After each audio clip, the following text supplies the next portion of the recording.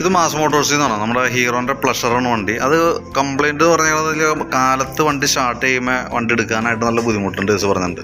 അപ്പോൾ സെൽഫ് സംബന്ധമായിട്ടുള്ള കംപ്ലയിൻ്റ് ആണോ എന്ന് ചോദിക്കുമ്പോൾ നമുക്ക് സ്വാഭാവികമായിട്ട് സെൽഫ് വർക്ക് ചെയ്യുന്നുണ്ട്, വണ്ടി സ്റ്റാർട്ട് ആവണില്ല, മൂവ് ആവണില്ല എന്നുള്ള കേസ് പറഞ്ഞാണ്. അപ്പോൾ അങ്ങനെ വരുമ്പോൾ സ്വാഭാവികമായിട്ട് നമുക്ക് പെട്രോള് കാർബേറ്ററിനകത്തേക്ക് വന്നതിൻ്റെയും അല്ലെങ്കിൽ കാർബേറ്ററിനകത്ത് ജെറ്റ് ബ്ലോക്കോ അങ്ങനെ എന്തെങ്കിലുമൊക്കെ വന്നാലാണ് സാധാരണ രീതിയിൽ അങ്ങനെ ഒരു കേസ് അങ്ങനെ കംപ്ലയിൻറ്റ് വരാറ്. അപ്പോൾ അത് ചെക്ക് ചെയ്യാനായിട്ട് നമ്മൾ കാർബേറ്റർ യൂണിറ്റ് അഴിച്ചിട്ടുണ്ട്. അപ്പോൾ കാർബേറ്ററിനകത്ത് അങ്ങനെ പറയത്തക്ക വലിയൊരു മേജറായിട്ടുള്ളൊരു ബ്ലോക്കോ കാര്യങ്ങളോ നിലവിലില്ല. സ്ലോ ജെറ്റായാലും നമ്മൾ നോക്കുന്ന സമയത്ത് സ്ലോ ജെറ്റൊന്നും അങ്ങനെ കാര്യമായിട്ടുള്ള ബ്ലോക്കോ കാര്യങ്ങളൊന്നുമില്ല. അപ്പോൾ നമുക്കത് ക്ലീനർ വെച്ചിട്ട് നല്ല രീതിയിലൊന്ന് ക്ലീൻ ചെയ്തിട്ട് റീസെറ്റ് ചെയ്യാം. പിന്നെ നമുക്ക് ശരിക്കും ഉണ്ടല്ലോ ഈ സ്കൂട്ടർ മോഡൽ വണ്ടിയിൽ പെട്രോൾ കാർബേറ്ററിലേക്ക് വണ്ടി സ്റ്റാർട്ട് ചെയ്യുമ്പോൾ മാത്രമാണ് വരാൻ പാടുള്ളൂ. അപ്പോൾ ഇതിനകത്ത് ശരിക്കും പറഞ്ഞാൽ ത്രൂ ഔട്ട് ഫുൾ ലൈൻ, അതായത് എപ്പോഴും പെട്രോൾ വന്നുകൊണ്ടിരിക്കുക ഈ പൈപ്പുകൾ കണ്ട. അത് ശരിക്കും ഇങ്ങനെ വരാൻ പാടില്ല. നമ്മൾ ശരിക്കും പറഞ്ഞു കഴിഞ്ഞാൽ നമുക്ക് മറ്റേ ബൈക്ക് മോഡൽ വണ്ടിയിലൊക്കെ ഓൺ ഓഫ് സ്വിച്ച് ഉണ്ടാവും, നമുക്ക് ഓഫ് ചെയ്തൊക്കെ വയ്ക്കാൻ പറ്റും. ഇതിന് ഓട്ടോമാറ്റിക്കാണ് കട്ട് ഓഫ് വരാം. അതായത് ആ ഇരിക്കുന്ന പെട്രോൾ ടാപ്പിൻ്റെയാണ് ആ കംപ്ലയിൻറ്റ് വരാം. ഈ ഇരിക്കുന്ന യൂണിറ്റ് അത് ശരിക്കും നമ്മൾ വണ്ടി സ്റ്റാർട്ട് ആവണ സമയത്ത് എഞ്ചിൻ സ്റ്റാർട്ടായി കഴിഞ്ഞാൽ ആ അടിയിലത്തെ പൈപ്പിൽ കൂടെ എയർ എടുക്കുകയും മുകളിൽ നിന്ന് പെട്രോൾ കറക്റ്റായിട്ട് ആ സ്റ്റാർട്ടിങ് സമയത്ത് മാത്രമാണ് അതിന് പെട്രോൾ വരുള്ളൂ. ഇതിപ്പോൾ ഫുൾ ടൈം വന്നുകൊണ്ടിരിക്കുന്നതുകൊണ്ട് തന്നെയുള്ളൊരു വേറൊരു പ്രോബ്ലം വെച്ചില്ല. അതും ഇതുമായിട്ട് ബന്ധമൊന്നുമില്ല, പക്ഷെ നമ്മളത് അഴിക്കുമ്പോൾ ഓൾറെഡി കാണുന്നത് കൊണ്ട് പറഞ്ഞാണ്. ഈ പൈപ്പിന് എന്തെങ്കിലും കംപ്ലയിൻറ്റ് വരിക, ഈ പൈപ്പൊക്കെ ഈ ലെങ്ത്ത് കൂടിയ പൈപ്പ് ആയതുകൊണ്ട് തന്നെ സ്വാഭാവികമായിട്ടും ഇടയ്ക്ക് കട്ടായി പോകുന്ന പരിപാടിയൊക്കെ ഉണ്ട്. അതല്ലെങ്കിൽ കാർബേറ്റർ ഓവർഫ്ലോ എന്തെങ്കിലും വന്നാൽ നമ്മൾ ഈ ടാങ്കിലുള്ള പെട്രോൾ ഫുള്ള് തീരുന്നവരെ മൊത്തം പോയിക്കൊണ്ടിരിക്കും. കാരണം കഴിഞ്ഞാൽ അത് ഓൾറെഡി ബ്ലോക്ക് അല്ല, കാരണം എന്താ വെച്ച് കഴിഞ്ഞാൽ ഫുൾ ടൈം വന്ന് നിൽക്കാണല്ലോ. നേരെ മറിച്ച് മറ്റേ കറക്റ്റായിട്ട് വർക്ക് ചെയ്യുകയാണെങ്കിലുള്ള മെച്ചമെന്ന് വെച്ചാൽ ബൈ ചാൻസ് ഓവർഫ്ലോ ഒക്കെ വരാനായിട്ടുള്ള സാധ്യതകളൊക്കെ ഉണ്ട്. അപ്പോൾ അങ്ങനെ വന്നാൽ പോലും നമുക്ക് ഓൾറെഡി കാർബേറ്ററിൻ്റെ അടിയിൽ ആ ചേമ്പറിലുള്ള പെട്രോൾ മാത്രമേ പോകുള്ളൂ. ബാക്കി നമ്മുടെ വണ്ടി സ്റ്റാർട്ടാകുമ്പോഴാണ് ഇറങ്ങി വരുള്ളൂ. പിന്നെ നമ്മൾ ഓട്ടത്തിലാണെങ്കിൽ അങ്ങനെ കാര്യമായിട്ടുള്ളൊരു പോവില്ല, കാരണം വണ്ടി പെട്രോൾ ഇറങ്ങി വരുന്നു, നമ്മളത് ഉപയോഗിച്ചുകൊണ്ടിരിക്കുകയുള്ളൂ. അപ്പോൾ ശരിക്കും പറഞ്ഞാൽ അത് നമുക്കത് മാറ്റിയിടണം നല്ലതാണ്, ഈ പെട്രോളിൻ്റെ ടാപ്പുമായി ബന്ധപ്പെട്ട കംപ്ലയിൻറ്റ് കേട്ടോ.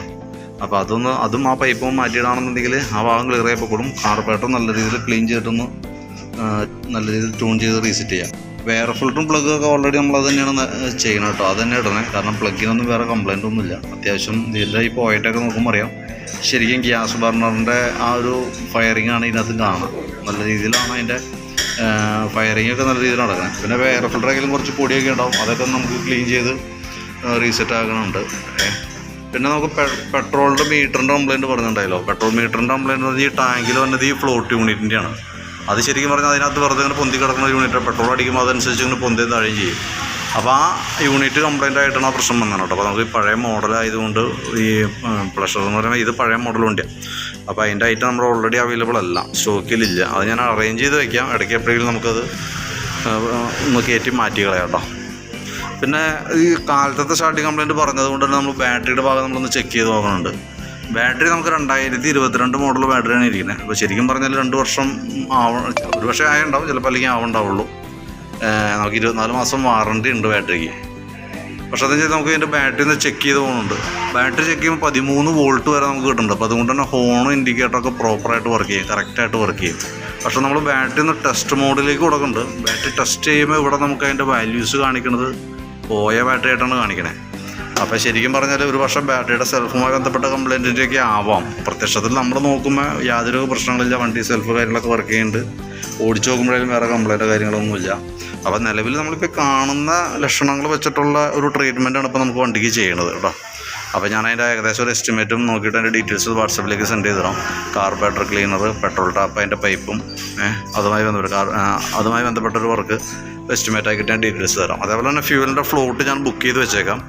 ഐറ്റം വന്നു കഴിഞ്ഞാൽ കോൺടാക്ട് ചെയ്യാം. അപ്പോൾ ഇടയ്ക്കൊന്ന് ഒന്ന് മാറ്റി കൊണ്ടുപോയാൽ മതി. ഏകദേശം ഒരു ഇതേപോലെ കാലത്തെന്ന് വെച്ച് കഴിഞ്ഞാൽ ഉച്ചയ്ക്ക് എടുക്കാവുന്ന കണ്ടീഷനിലേക്ക് ഞാൻ സെറ്റ് ചെയ്ത് തരാം കേട്ടോ.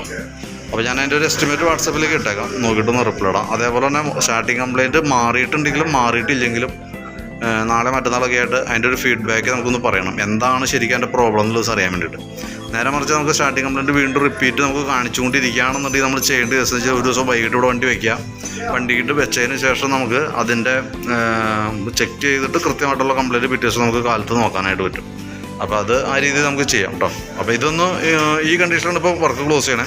അതുമായി ബന്ധപ്പെട്ട ഡീറ്റെയിൽസും എസ്റ്റിമേറ്റും ഞാൻ വാട്സാപ്പിലേക്ക് ഒന്ന് സെൻഡ് ചെയ്ത് തരാം. നോക്കിയിട്ടൊന്ന് റിപ്ലൈ ചെയ്താൽ മതി. ഓക്കെ.